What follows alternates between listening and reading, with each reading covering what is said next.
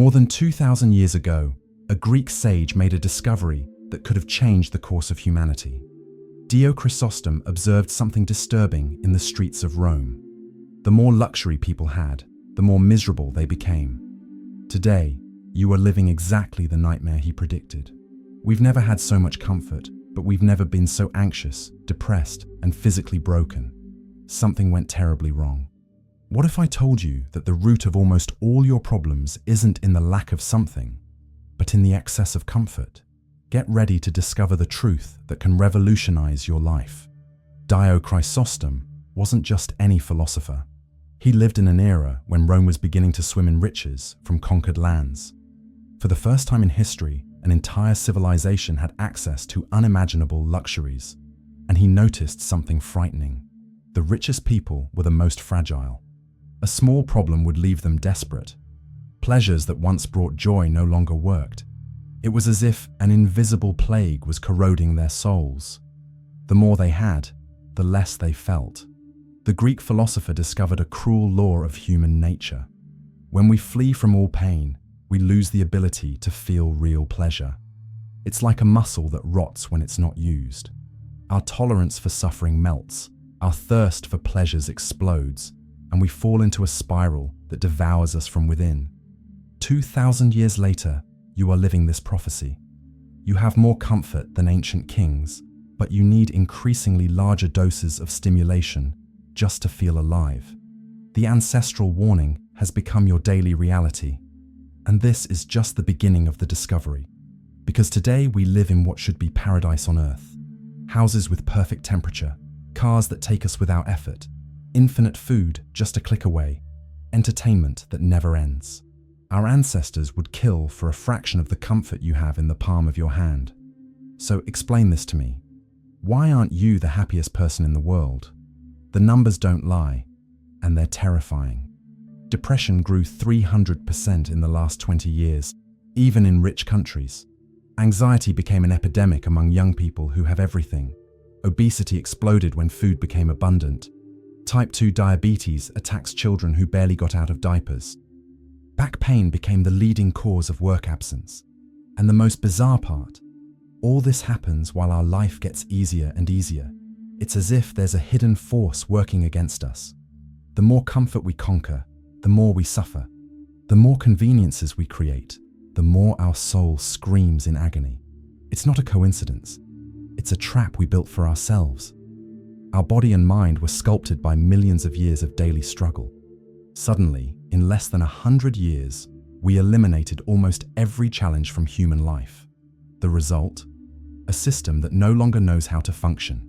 It's like taking a wild wolf and locking it in a golden cage. It might have gourmet food and a soft bed, but it will waste away to death. Because some creatures were born for the fight, not for the cage. And you are one of them.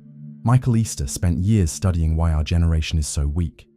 What he discovered will shock you. We no longer know how to deal with any type of discomfort. Zero. We've become giant babies who cry at the first difficulty. Feel hungry? Grab junk food. Bored? Open your phone. Sad? Netflix? Anxious? Buy something online. Any physical tension? Take medicine. We created a bubble where we never ever need to face any problem. And you know what the result is? We completely lost the ability to live. A line at the bank becomes a tragedy. Being without Wi-Fi generates a panic attack. Walking 3 blocks seems like medieval torture. Cooking a simple meal became mission impossible. Easter discovered that this created 3 monsters that are devouring our generation. First, our body became a soft jelly incapable of basic effort. Second, our mind became a goldfish that can't focus on anything for more than 3 seconds. Third, we became addicted to anything that promises instant relief.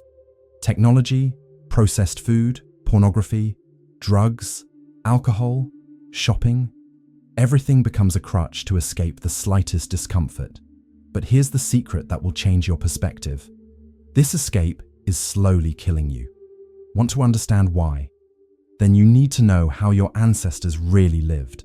For 99% of human history, waking up meant one thing: fighting to survive. There was no refrigerator, supermarket, or delivery.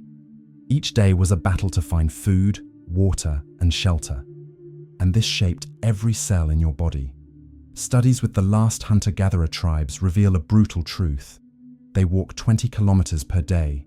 They carry weights that would break your back. They climb trees like monkeys.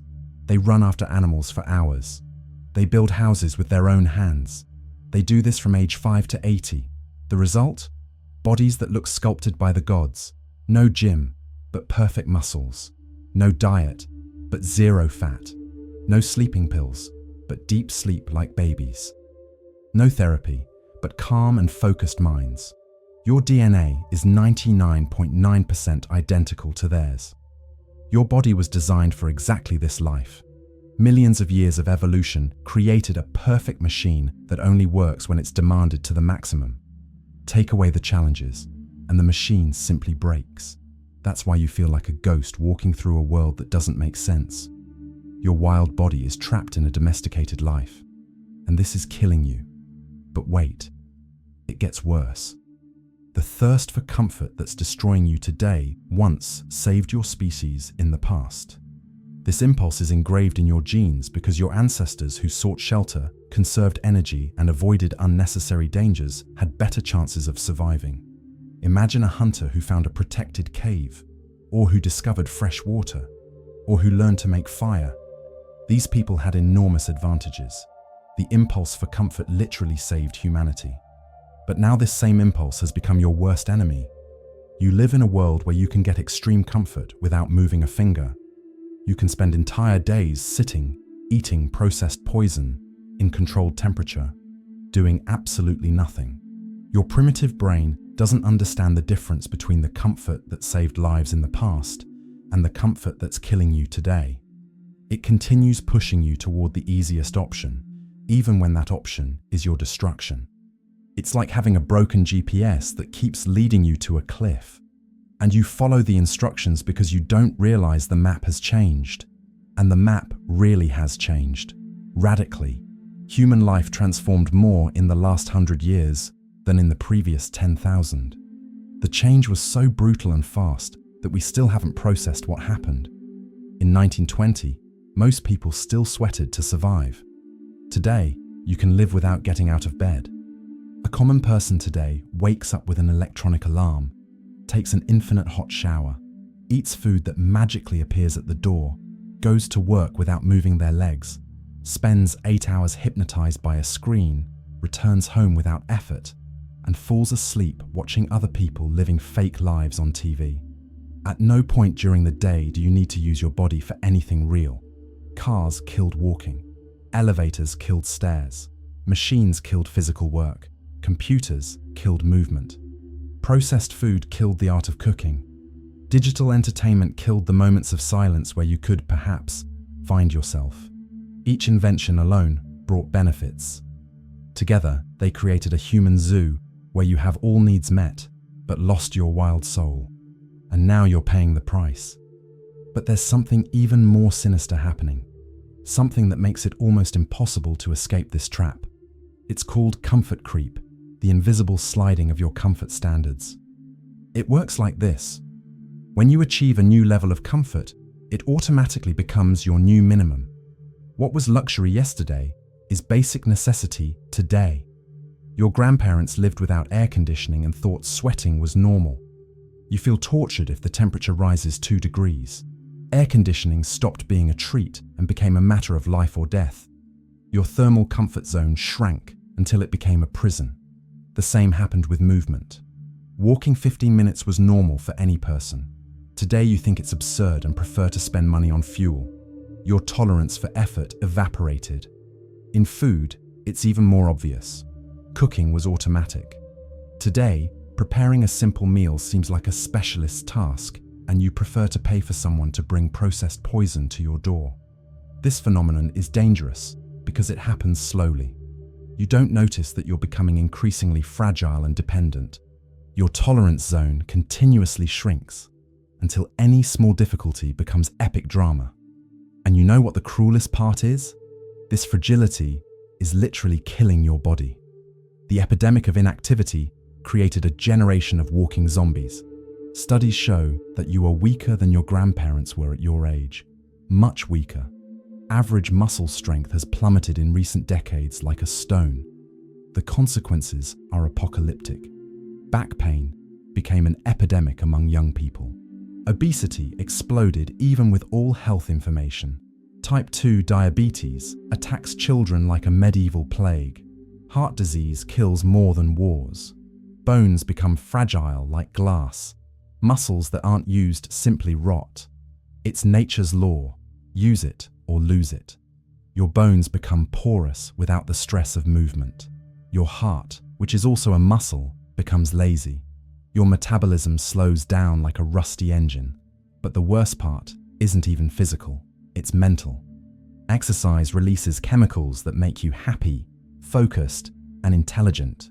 Without movement, you lose this natural pharmacy. You become more prone to depression, anxiety, and stupidity.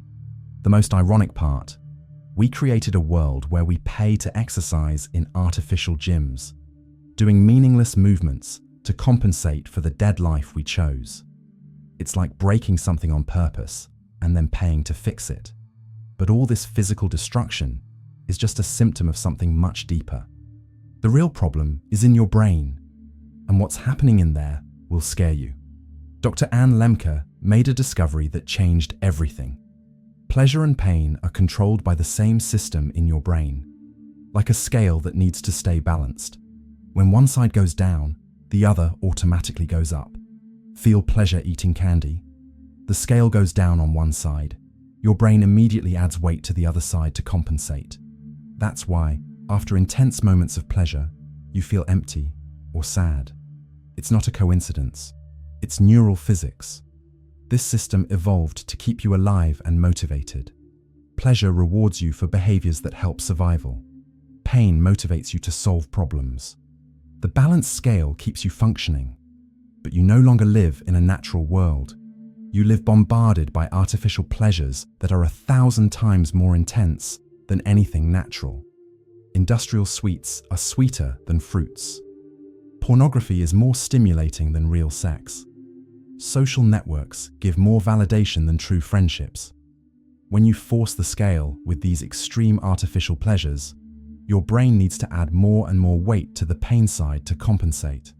The result? You become chronically unhappy, needing increasingly larger doses of fake pleasure just to feel normal. And that's when the trap closes completely. Your brain has a diabolical capacity to adapt to any situation. When you bombard your system with intense pleasures repeatedly, it reorganizes itself to deal with this new reality. This process is called neuroadaptation, and it will turn you into a prisoner of your own mind. Imagine someone who eats candy every day. At first, a piece of chocolate explodes with pleasure, but after weeks, the same piece does nothing anymore. The person needs 2 pieces to feel the same pleasure, then 3, 4, 5. The brain adapted to constant sugar. The pleasure receptors became calloused. What was a dopamine bomb became water. To feel anything, the person needs increasingly heavier doses. Worse, when they don't eat candy, they don't just lack pleasure. They feel real pain, anxiety, despair. The brain, accustomed to sugar, interprets absence as a medical emergency. They no longer eat candy to feel pleasure. They eat to avoid suffering. This happens with any intense and repetitive pleasure. Pornography, social networks, games, alcohol, drugs, shopping. The pattern is always the same: growing tolerance and dependence to avoid agony. What started as a search for joy becomes a desperate race to escape hell. And then comes the cruelest moment of all. There's a point of no return in the process, when you completely stop feeling pleasure with what addicted you. The activity that once gave you joy now only serves to make you feel less miserable. A social media addict no longer feels pleasure from likes, only temporary relief from constant anxiety. A junk food addict no longer tastes anything. They eat to silence the compulsion that tortures them. A pornography addict feels no sexual pleasure. They only seek to escape accumulated tension. This stage is hellish because you're trapped in a cycle that brings no benefits, only momentary pause in the suffering that the cycle itself created. It's like being in a prison where you are both the prisoner and the jailer. the most tragic part: simple and natural pleasures become completely colorless. Conversation with friends doesn't satisfy. Walking in nature seems tedious. Homemade food has no flavor. Your brain, accustomed to brutal artificial stimuli, can no longer feel the subtle joys of real life. You get trapped between two worlds: the artificial one, which no longer works, and the natural one, which seems dead. It's a condition that generates absolute despair because there seems to be no way out, but there is a way out, and it's simpler than you imagine. The best-kept secret of modern science: your brain can heal completely. Neuroadaptation isn't permanent. If you stop destroying your system with artificial pleasures, the scale can return to balance. But this requires courage for a temporary sacrifice. Abstinence is like pressing the reset button on your brain. When you completely stop the destructive behavior, whether junk food, pornography, social networks, or any other addiction, your brain goes through a healing period. The first days are hell: anxiety, irritation, sadness, emptiness. It's your brain screaming for the absence of artificial poison. But if you hold on, something miraculous happens. The pleasure receptors begin to regenerate like new skin. Studies prove total abstinence for 30 days can dramatically restore normal brain function. After this period, simple pleasures come back to life. A fruit becomes sweet again. A conversation becomes interesting. A walk brings real satisfaction. It's like cleaning a window that's been dirty for years. Suddenly the world becomes clear and colorful again. The initial discomfort of abstinence isn't punishment, it's healing. It's your brain freeing itself from the chemical prison you built. But how do you resist impulses when they attack? The ancient Greeks already knew the answer. In mythology, Ulysses wanted to hear the siren's song without dying. His solution was genius. He asked the sailors to tie him to the mast and plug their own ears. When he heard the irresistible song, he wouldn't be able to kill himself. This strategy is called self-binding, creating purposeful obstacles to your destructive impulses. Nietzsche wrote about this. We need to be our own jailers to free ourselves from vices. It's using present intelligence to protect future weakness.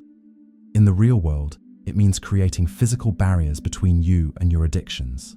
Want to stop eating junk? Don't buy it. Want to use your phone less? Leave it in another room. Want to watch less TV? Hide the remote control. The trick is to make bad behavior inconvenient and good behavior easy. Leave cut fruits visible and hide the sweets. Leave workout clothes ready and hide the video game. Self-binding isn't weakness, it's strategy. You recognize that your primitive mind will try to sabotage you, so you create an environment that helps you win. It's working with human nature, not against it. And now we come to the most beautiful paradox of all. There's a special type of pain that, magically, increases your pleasure in living. Voluntary pain that comes from challenging activities. Intense exercise, cold showers, controlled fasting, studying something difficult. Everything causes discomfort in the moment, but brings lasting well-being afterward.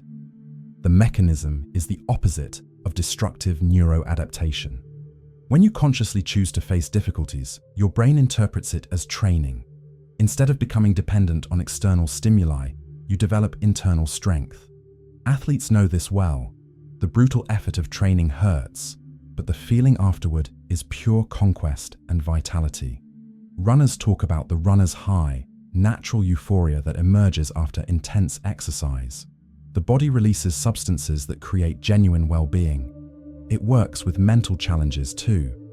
Studying something difficult is tiring, but mastering new knowledge brings deep satisfaction. Having a difficult conversation causes anguish, but solves problems and brings lasting peace. The key word is voluntary.